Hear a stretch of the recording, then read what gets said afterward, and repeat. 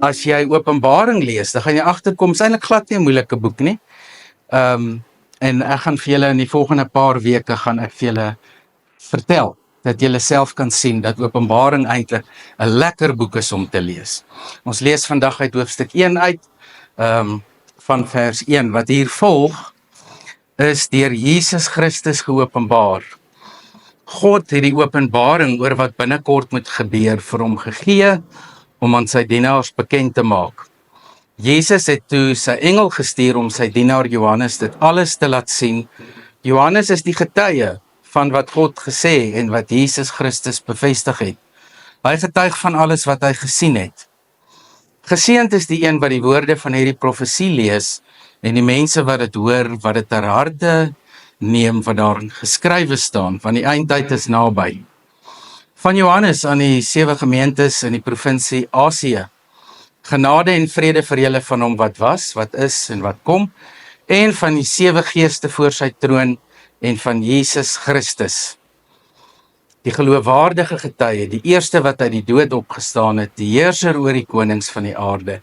Uit liefde vir ons het hy ons deur sy bloed van ons sondes verlos en ons sy koninkryk gemaak, priesters vir God, sy Vader. Aan hom behoort die heerlikheid en die krag tot in alle ewigheid. En hier vind ons die inleiding tot die boek Openbaring. As daar 'n kommissie van ondersoek aangestel kon word, skryf Stefan Joubert in Ons sluit die Bybel, oor die boek Openbaring, dan sal 'n klomp mense skuldig bevind word, dat hulle die boek verkeerd gebruik, dat hulle die boek opsnipper, dat hulle sekere dinge in die boek beklemtoon, dat hulle meer praat oor die dier en die draak, en dat hulle 'n klomp persepsies vir mense gee wat mense bang maak. Selfs mense wat praat met gelowiges, wat gelowiges laat voel, dat hulle nie Openbaring kan verstaan nie, dis te moeilik. Die Here praat in eenvoud met almal van ons. Die boek Openbaring geskryf tussen 85 na Christus, en ons almal weet, daar was 2 keisers wat op daai stadium 'n groot invloed gehad het, keiser Nero, keiser Domitianus, en Domitianus het gesê die mense moet sê hy is God. En as die mense dit nie gesê het nie, was hulle doodgemaak, en dis in daai konteks waar hierdie gemeentes hulle self gevind het. Vandag, as ons Openbaring wil verstaan, dan gaan ons vandag net eers al die 7's uithaal. Al die 7 gemeentes, die 7 seels, die 7 trompette, die 7 wraakbakke en die weegskale. Ons haal al die 7's uit. Die 7's kan jy amper sien, dis 'n baie eenvoudige voorbeeld, maar dit is soos wanneer jy iets op TV kyk, soos Binneland of iets, op kyk net, waar daar advertensiebreuke is. Al die 7's is tussenin die hoofverhaal in Openbaring ingevoeg. Ons kry nou hier die inleiding en ons hoor Johannes ontvang hierdie boodskap by God, en in die eerste hoofstuk kan jy al klaar hoor dat die 3-eenheid pertinent in die boek is. Dat dit gaan oor God, die Vader, oor Jesus en oor die 7 geeste, die Heilige Gees in sy volmaaktheid. Ons haal al die 7's uit. Dan sien ons in hoofstuk 1 wat ons gelees het, wat die doel, die funksie van hierdie onthulling of die apokalips of die openbaring is, om iets te bekend te maak wat die mense nie van weet nie. Maar nou moet jy ook onthou dat hierdie vir die konteks geskryf is vir die mense van daai tyd. As jy vandag goeie kindernuus wil van lees, wat lees jy? Die Huisgenoot. As jy wil weet, as jy wil gaan kamp, wat lees jy? Jy lees die Wegsleep. As jy wil lees oor kos en dit, wat lees jy? Ek weet nie, my vrou lees dit, ek weet nie wat dit is nie, maar daar is sulke boeke. So wat die gelowiges in daai tyd bekend mee was, is al hierdie beeldryke dinge wat ingeskryf word. As jy in hierdie verborgde betekenisse van die beelde in Openbaring wil gebruik vir die interpretasie nie, dan gaan jy sukkel om dit te verstaan. Jy kry mense wat multimiljoen dollars gemaak het oor die eindtyd, oor die dier, oor die draak en al die aandag wat hulle daar gee. Die tema van hierdie boek is Jesus kom weer. Saam met dit kom die woordjie oorwinning. As ons by die gemeentes kom, gaan julle sien aan elkeen wat hierdie dinge glo en hoor wat die Heilige Gees sê, sal oorwinning behaal. Openbaring is 'n boek wat vir jou as Christen sê, in enige situasie wen jy. Jy is 'n oorwinnaar. Omdat die Here Jesus Christus klaar gewen het aan die kruis. Daar's geen geveg wat voor lê nie. Geen. Nou haal ons die 7's net eers uit, gaan lees Openbaring ook so, dan slaan jy al die 7's oor, 7 gemeentes, 7. Dan lees jy net die verhaal. Dan gaan jy agterkom dat Jesus vir jou bekend gestel word in hoofstuk 1. Hy sien vir Jesus, en as hy vir Jesus sien hy vir Jesus met wit hare, met rooi oë, met 'n goue band om sy bors, met voete soos geel koper, en uit sy mond kom 'n swaard. Die alwysheid van Christus, die oordeel, die reinheid, die woord, wat Jesus dan mee voorgestel word.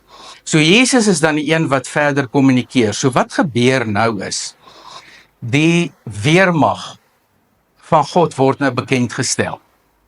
En die leeraanvoerder is Jesus. Jy lees dit in hoofstuk 1. Dan 2 en 3 gaan oor die gemeentes. By 4, so 2 en 3 is die 7 gemeentes. 4 gaan dan oor die hemelse troonkamer. In die troonkamer word die gordyne weggetrek vir al die mense wat in God glo. Daar's geen geheim, geen misterie, niks wat nie verklaar kan word nie, want by God is alles oop. Ons lees by Paulus ook in Kolossense 2, lees ons 1. In die verlede was daar 'n geheimenis, 'n misterie. Maar Jesus is die een wat daardie misterie kom wegvat het. Want daai misterie was Jesus self. In Openbaring 4 word die misterie van die hemel oopgemaak. Jy kan nou sien in jou geestesoog. God is op die troon, daar's ouderlinge, daar's engele wat aanbid. En al die kinders van die Here is daar. Jesus is die leeraanvoerder. Die hoof is God wat op sy troon sit. Hy stel vir Jesus aan om hierdie soldate op aarde te lei. Hoofstuk 5 lees ons dan verder oor Christus. Ons lees dan in hoofstuk 6 en dan veral hoofstuk 7. Kom ons by die punt wat die soldate van God bekend gestel word. Die soldate van God is 'n klomp mense wat by God is en met palmtakke staan en waai. En God se lof besing. Dis die soldate. Die soldate se funksie is lofprysing. Die soldate se funksie is nie 'n geestelike oorlog en sulke tipe goede en die duiwel wat bestraf en gefokus op die dier en die 666 nie. Die soldate van God kyk net na God. En hulle prys net die Here. Die soldate doen nie moeite om die duiwel te leer ken nie. Die soldate spandeer nie ure se tye om boeke oor die eindtye en programme en bangmaak stories en WhatsApps en Facebook plasings te volg waar mense sê dis hoe die eindtyd gaan lyk en wat volgende moet gebeur is. Die probleem wat die mense het, elke volgende generasie dink Openbaring word nou in vandag se tyd vervul. Die vroeë Christene was so erg, hulle het op die berge gaan staan en wag vir Jesus om terug te kom. Dan het hulle nie gewerk nie. Dan sê Paulus in 2 Tessalonisense, sê hy, raak ontslaaf van hierdie lui mense wat net sit en wag vir Jesus om te kom. Hulle moet werk. Jy moet aangaan met jou lewe. En baie van hierdie fiksie wat mense lees oor Openbaring laat hulle stil sit. Want hulle het 'n emosionele reaksie van bang, onseker, twyfel of wat sê, "Sjoe, dit is 'n absolute nuwe ding wat ek hoor, ek het dit nog nooit gehoor nie." Gooi al daai boeke weg. Gaan sit rustig met die Bybel. Lees Openbaring vir 3 maande. Hou aan om Openbaring te lees. In die BKJA in Humansdorp, die tyd het ons BKJA gehad, beleidende kerkjeugaksie. Dis die mense wat nou na skool was. Maar baie mense het gesê, dis eintlik net KJA. Kies jou aanstaande. En ek en Hanja ek het dit aangebied, Hanja was daar en ek weet nie wie gekies nie. Maar dit was ook 'n aanstaande gekiesery. Maar toe is ek met hulle besig en ek doen met hulle Openbaring. Gaan met hulle deur alles. En een aand toe sê ek vir hulle, nou gaan ons in praktyk Openbaring lees. Die een groepie het ek een kant toe laat sit net met die Bybel. So ek vat net die Bybel. Vir die ander groepie het ek my verklarende Bybel gegee. Dis so 1 volume kommentaar oor die Bybel. En ek gee vir hulle dieselfde hoofstuk. En ek sê vir hulle, gaan sit julle daar vir 'n uur, gaan sit julle daar vir 'n uur. Oor 'n uur kom ons terug, dan bespreek ons hierdie hoofstuk. En hulle kom toe terug, en dit was my baie interessant. Die groepie wat met die 1 volume kommentaar gegaan het teruggekom en gesê, weet jy Jaco, ons is so de mekaar, ons het nie idee wat in hierdie boek aangaan nie. Die groepie wat met die Bybel gaan sit het presies Openbaring verklaar soos dit in die rooi verklaarde Bybel staan. Wanneer jy Openbaring gaan lees om God se boodskap te hoor, sal jy hom hoor. Die groepie wat net die Bybel gelees het alles mooi gepraat en toe sê iemand nog, staan in hoofstuk 10, die engel van die Here staan met sy een voet op die aarde, sy ander voet in die see. Daar kom 'n goggaatjie uit die aarde en 'n goggaatjie uit die see. Maar God se engel se voete is op die aarde en in die see. So hy kan die goggaatjie doodtrap. Dis 'n engel alleen. Dis net God se engel wat al klaar so groot is. Nou lees ons hier in Openbaring 1, daar's baie dinge wat mense nie van weet nie. En hierdie dinge word in Openbaring verduidelik. Dit word nie verduidelik op grond van video's van aardbewings op Facebook en op grond van aardbewings in oorloë in Afghanistan en Israel nie. Jy verklaar nie Openbaring met video's van buite af nie. Jy verklaar die video's vanuit Openbaring. Van die begin af weet ons, toe Jesus opgevaar het hy klaar gesê, die eindtyd breek nou aan.